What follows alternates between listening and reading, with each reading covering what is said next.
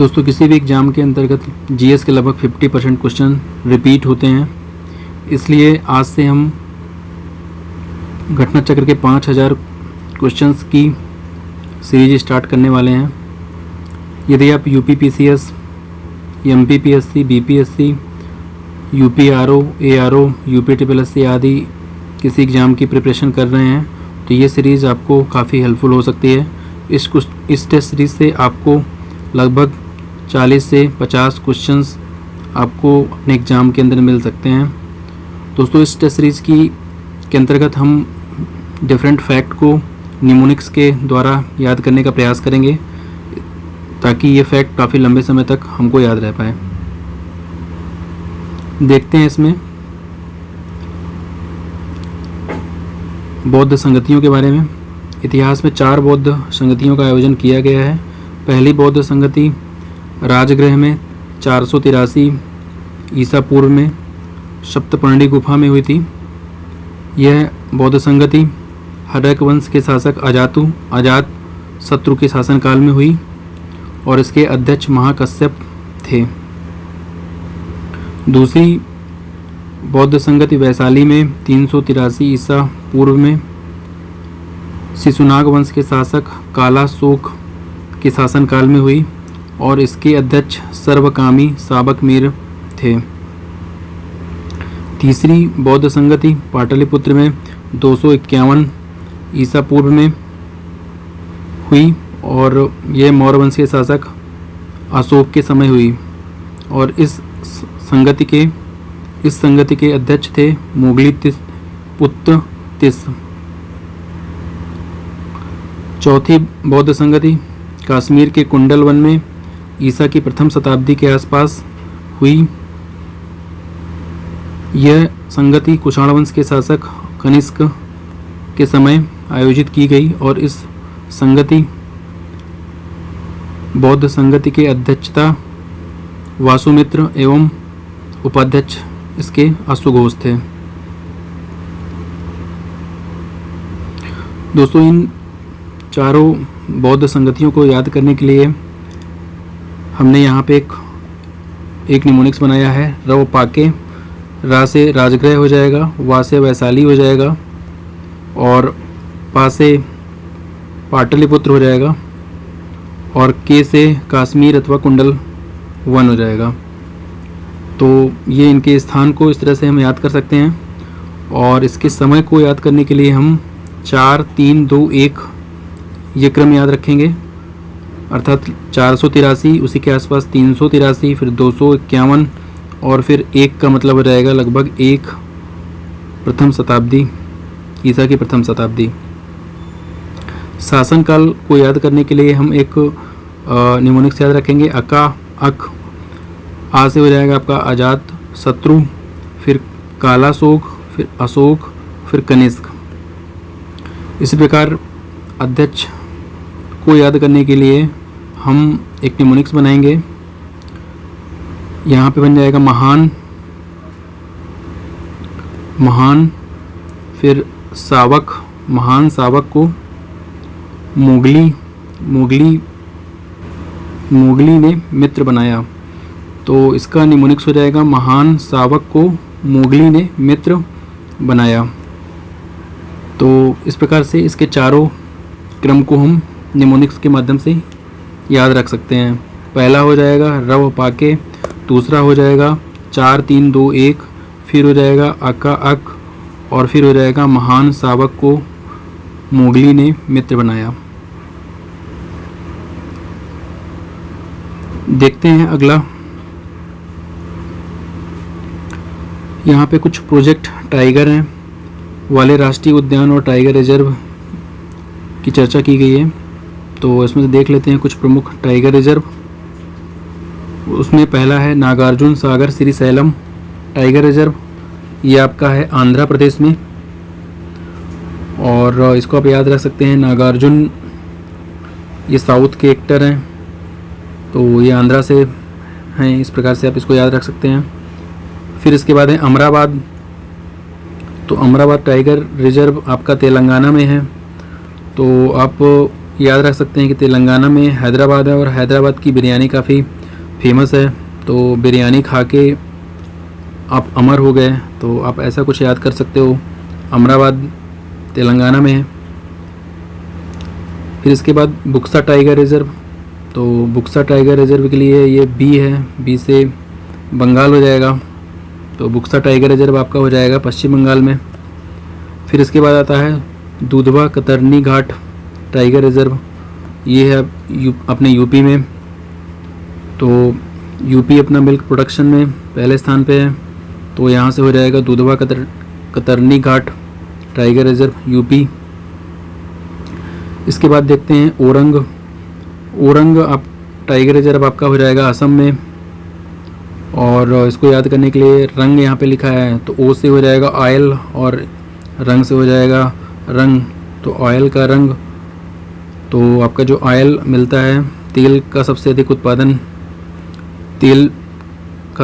उत्पादन आपका असम में मिलता है, तो आप इसको इस तरह से याद रख सकते हैं। फिर इसके बाद अगला है tiger reserve Kamlang tiger reserve, ये आपका हो जाएगा अरुणाचल प्रदेश में। फिर इसके बाद है सिमलीपाल टाइगर रिज़र्व, तो ये हो जाएगा आपका उड़ीसा में। देखते हैं जनसंख्या के प्रमुख आंकड़े,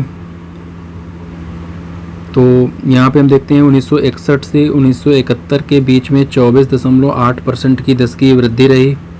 प्रश्न यहाँ ये बनता है कि किस दशक में सर्वाधिक दशकीय वृद्धि रही, तो इसका उत्तर हो जाएगा 1961 से 1971, जो लगातार कम हो रहा है 24 है। फिर इसके बाद कम होते हुए ये 2001 से 2011 के बीच में दशकीय वृद्धि 17.7% रही, ये आप इसको याद कर लीजिए। फिर इसके बाद देखते हैं अंतरिम सरकार के सदस्य और उनके विभाग, तो अंतरिम सरकार की नियुक्ति 2 सितंबर 1946 को हुई, जो 15 अगस्त 1947 तक कार्यशील रही।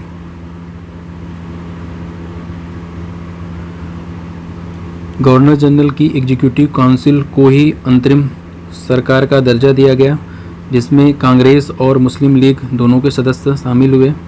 शुरू में लीग के सदस्य शामिल नहीं थे, लेकिन बाद में लीग को भी, मुस्लिम लीग के सदस्यों को भी शामिल कर लिया गया।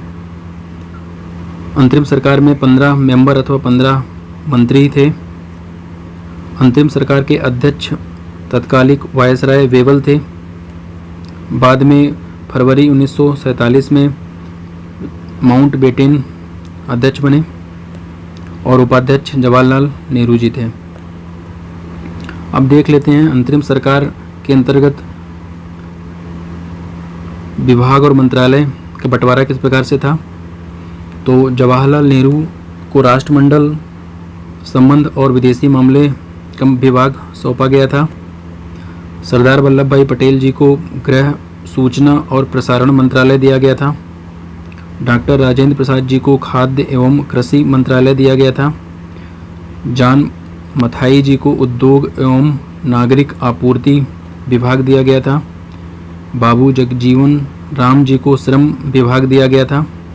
सरदार बलदेव सिंह जी को रक्षा विभाग दिया गया था। लियाकत अली खान को वित्त विभाग दिया गया था, ये मुस्लिम लीग के सदस्य थे। आसफ अली को रेल मंत्रालय और परिवहन विभाग सौंपा गया था। सी राजगोपालाचारी जी को शिक्षा एवं कला का मंत्रालय अथवा विभाग दिया गया था। आई चुंद्रीगर को वाणिज्य विभाग दिया गया था, ये मुस्लिम लीग के सदस्य थे। गजनफर अली खान को स्वास्थ्य विभाग दिया गया था, ये मुस्लिम लीग के सदस्य थे। जोगेंद्र नाथ मंडल जी को विधि मंत्रालय या विधि विभाग दिया गया था, ये भी मुस्लिम लीग के सदस्य थे। तो यहाँ पे आपको देख लेना है कि लियाकत अली खां मुस्लिम लीग के थे और आई चुंद्रीगर ये मुस्लिम लीग के सदस्य थे। गजनफर अली खान ये भी मुस्लिम लीग के सदस्य थे और इधर जोगेंद्र नाथ मंडल ये भी मुस्लिम लीग के सदस्य थे। आगे बढ़ते हैं। प्रमुख दर्शन और उसके प्रवर्तक, इनको देख लेते हैं। न्याय दर्शन है तो न्याय दर्शन के प्रवर्तक आचार्य गौतम थे। इसको हम याद ऐसे कर सकते हैं कि आपने बैटमैन मूवी देखी होगी तो वहाँ पे बैटमैन की सिटी होती है गौतम, और बैटमैन न्याय के लिए लड़ता है। तो इस प्रकार से ये याद रख सकते हैं हम लोग कि न्याय दर्शन आपका आचार्य गौतम जी ने चालू किया था। इनके प्रवर्तक आचार्य गौतम हैं। फिर आता है पूर्व मीमांसा और उत्तर मीमांसा। तो पूर्व मीमांसा के प्रवर्तक हो जाएंगे जैमिनी, और उत्तर मीमांसा के प्रवर्तक हो जाएंगे वाद नारायण या वाद नारायण। तो उत्तर का मतलब ही होता है बाद वाला लेटर, तो यहाँ पे बाद लिखा हुआ है तो यहाँ से वाद नारायण या वाद नारायण हो जाएगा उत्तर मीमांसा के। और फिर योग दर्शन के प्रवर्तक हो जाएंगे पतंजलि। सांख्य दर्शन है तो सांख्य दर्शन के प्रवर्तक हो जाएंगे कपिल मुनि। तो कपिल मुनि जी, इनको याद करने के लिए हम लिख सकते हैं सांख्य का मतलब संख्या से होता है, नंबर से होता है। और कपिल शर्मा आजकल काफ़ी फेमस हो गए हैं, उनके पास काफ़ी नंबर्स हैं मनी के मामले में, तो वैसे आप याद रख सकते हैं इसको। सांख्य दर्शन हो जाएगा कपिल मुनि। इसके बाद है वैशेषिक। तो वैशेषिक के प्रवर्तक हो जाएंगे कड़ाद या उलूक। तो इसको याद करने के लिए हम देख सकते हैं वैशेषिक मतलब विशेष, और तो यहाँ पे हम देख सकते हैं विशेष कण, तो कण से बन जाएगा आपका कड़ाद।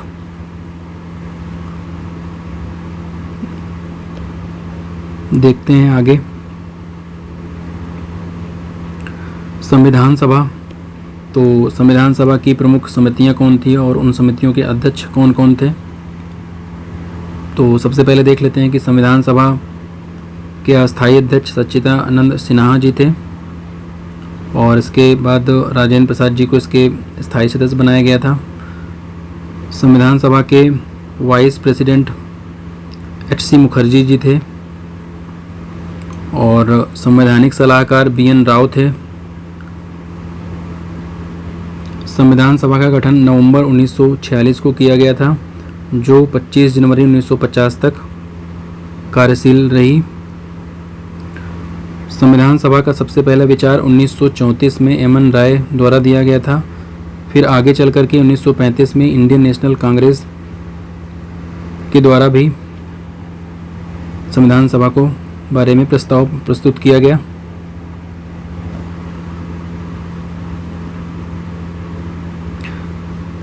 संविधान सभा में 389 सदस्य थे, जिसमें 93 मेंबर रियासत से लिए गए और बाकी मेंबर बाकी क्षेत्र से लिए गए, जिसमें 208 सीटें कांग्रेस को मिली और 73 सीटें मुस्लिम लीग को मिली थी।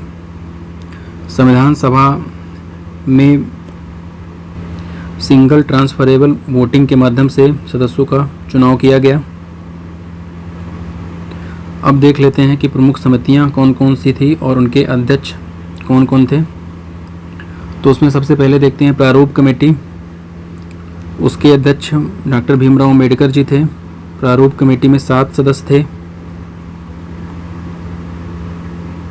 फिर इसके बाद है प्रांतीय संविधान कमेटी।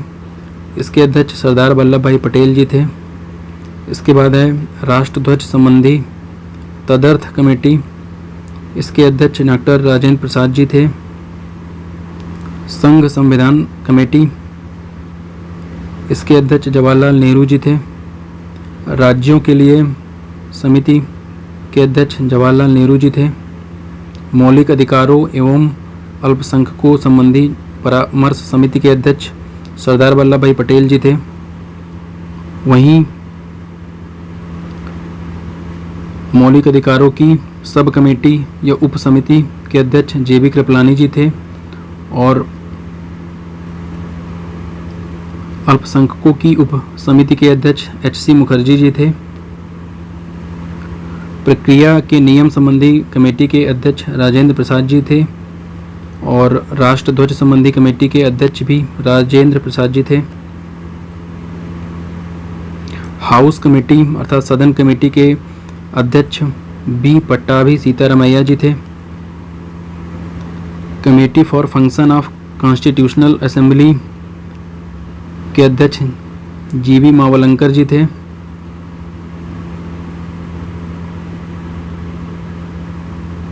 आगे चलते हैं, अब देख लेते हैं भारतीय संविधान के प्रमुख भाग कौन कौन से थे और उनमें वो भाग किस विषय से संबंधित थे। तो सबसे पहले देख लेते हैं, भारतीय संविधान में मूल रूप से 22 भाग मौजूद थे और मूल रूप से 8 अनुसूचियां थी। वर्तमान में 12 अनुसूचियां हैं और 22 भाग हैं। इसमें देखते हैं, पहला भाग आपका संघ और उसके राज्य क्षेत्र से संबंधित है जो आर्टिकल 1 से 4 तक है। दूसरा भाग आपका नागरिकता से जुड़ा हुआ है जो आर्टिकल 5 से आर्टिकल 11 तक है।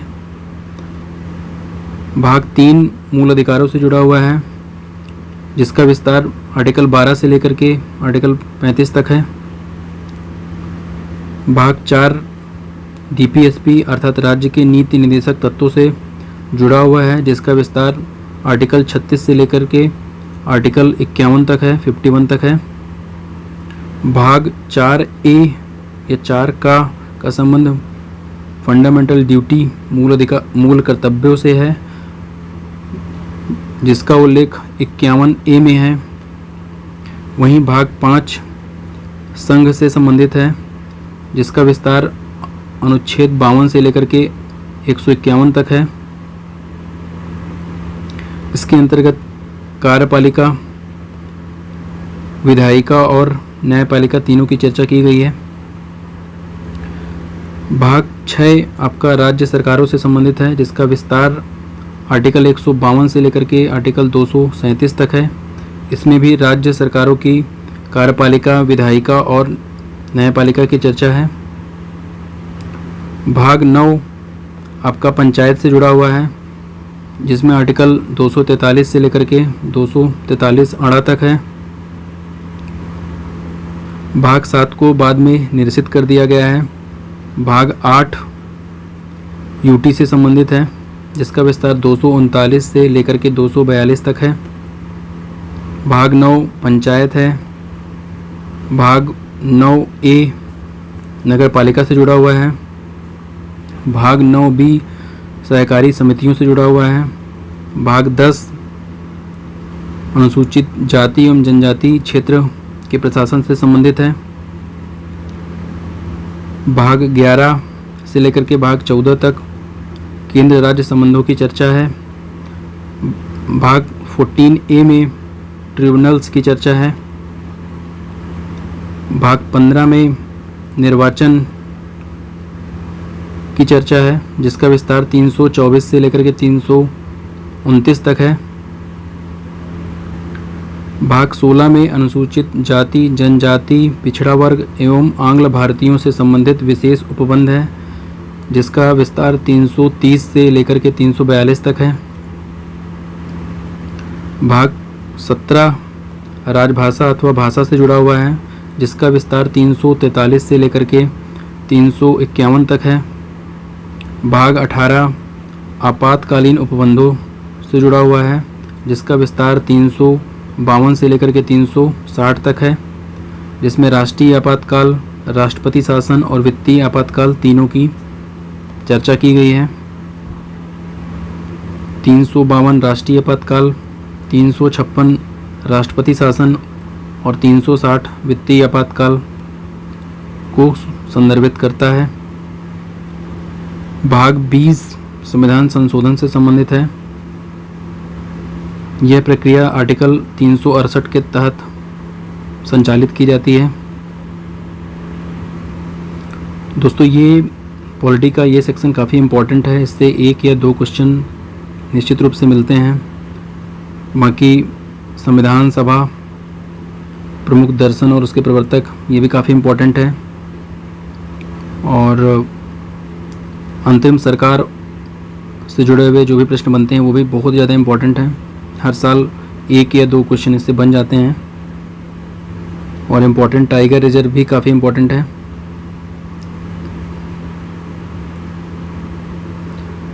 बौद्ध संगतियों से भी काफ़ी क्वेश्चन बनते हैं। इसमें कई तरह से क्वेश्चन बन सकता है। स्थान के अलग क्वेश्चन बन सकते हैं, समय और शासनकाल से जुड़े हुए क्वेश्चन अलग बनते हैं, और अध्यक्ष से बने हुए क्वेश्चन अलग बनते हैं। ऐसा पूछ सकता है कि तृतीय बौद्ध संगति किसकी अध्यक्षता में की गई। तो इस प्रकार से इस पूरे बौद्ध संगति वाले चार्ट से कम 12 से 15 क्वेश्चन बन सकते हैं। दोस्तों, इस घटना चक्र के 5000 क्वेश्चंस की सीरीज में हम लगभग 30 से 35 वीडियो लेक्चर कवर करेंगे, जिसमें हम लगभग मोस्ट इम्पॉर्टेंट घटना चक्र के 5000 क्वेश्चंस को कवर करेंगे। और ये काफ़ी इम्पॉर्टेंट सीरीज़ है। इसमें आपके एग्ज़ाम के अंदर कम से कम 40 से 50 क्वेश्चन ज़रूर मिलेंगे। तो दोस्तों, इस वीडियो को आप अच्छे से देख लीजिए।